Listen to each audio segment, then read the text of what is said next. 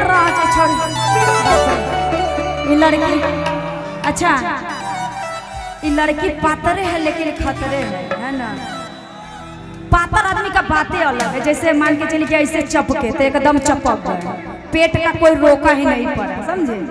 अच्छा देखिए बैगन ऐसा सब्जी है कि सबको पसंद है, कितना आदमी को तो नहीं। आप बैगन खाती हैं? कौन सा, लमका की गोलका? ये गोलका खाती है। लमका के सब्जी उब्जी नहीं खाते हैं? आलू में डाल के बनाइए ना जी, सरसों वाला, ये मुंह में पानी आ जाता है हमको बैगन के नाम पर। आहा सबके मतलब लमका पसंद है कि गोलका? बैगन गोलका। भंटा नहीं खाई छी? भंटा के पका के जे मतलब एगो भंटा में भर घर के चोखा हो जाए, अगर पका देवे तो बड़का जो गोलका भंटा हो वो खाओ, बहुत अच्छा लागत। हाँ, आप कौन सा बैगन खाते हैं, लमका की गोलका? चलिए बैगन वाला गाना हो जा। एक स्केल बढ़ा दीजिए। लड़किया कहता रही खेसारी जी के साथ आया था, आवा ये जान बैगन ले लो। कि नया नया बन के अइला व्यापारी, आ गावे हमरा बेचता रतू तरकारी। कि जवन बाबे पसंद दाना दान लेला, आया बय जान बैगन लेला।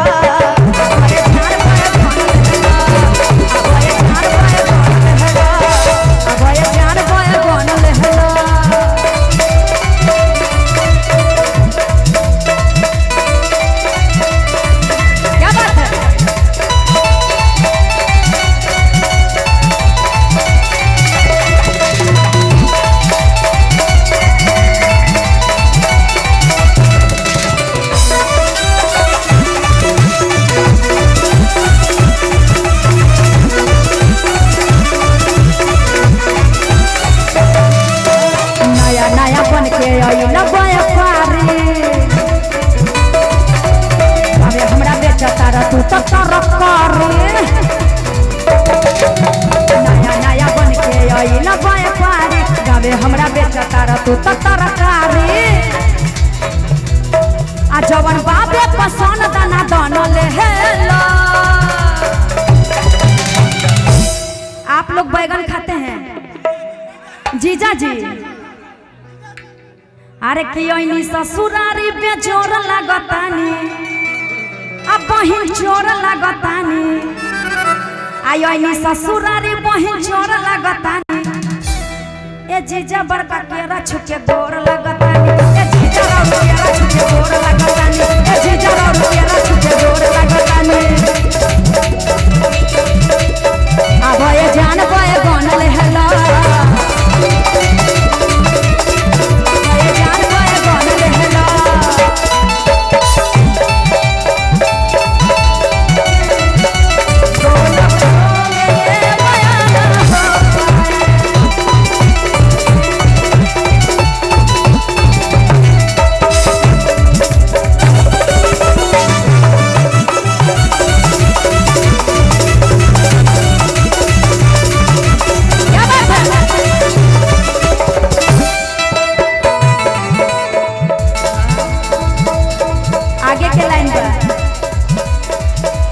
हमारा के पहले ही सकुलिया में सरजी एकरा के खैला से होला एलर्जी।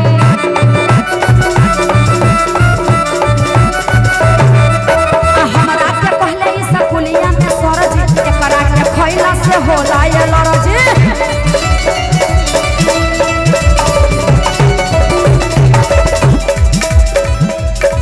जवन बाबे पसंद दाना दान लेला,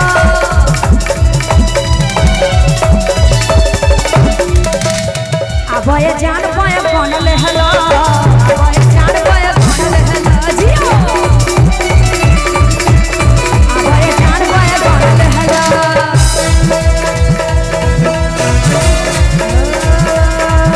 ए राजा राजा राजा करे जावे समाजा, उठाला पानी कोरा होई बड़ा मजा। ए राजा राजा राजा करे जावे समाजा, उठाला पानी कोरा होई बड़ा मजा। अरे की बहिया में कोसी राज छोड़ ये लड़की। अच्छा ये लड़की पातरे है लेकिन खतरे है ना। पातर आदमी का बातें अलग है, जैसे मान के चलिए कि ऐसे चपके तो एकदम चपक गए, पेट का कोई रोका ही नहीं पड़ा, समझे। एगो गाना मेरा आया था कि हम हूँ पातर हमर पियवो बारे पातर हो, मतलब पातर पातर दोनों है पति पत्नी, तो कोई टेंशन जीवन में नहीं होता है प्यार मोहब्बत करने में। हाँ। अरे कि हमरा के कहले स्कूलिया में सरजी आइए करा के खैला से होला ये लड़जी आ जवन बापे पसंद दाना दान लेला आया बय जान बय बन लेला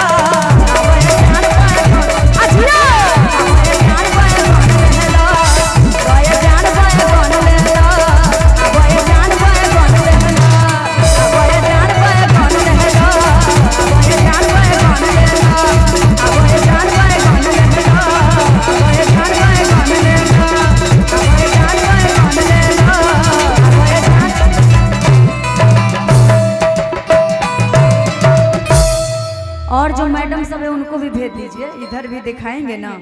एक मेरा गाना आया था कि जब बजे खाना